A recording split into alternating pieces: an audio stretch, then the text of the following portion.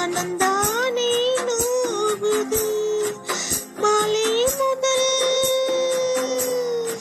மாலை முதல் காலை வரை சொன்னால் என்ன காதல் கதை. காமன் கடை என்னை வதைக்குதே.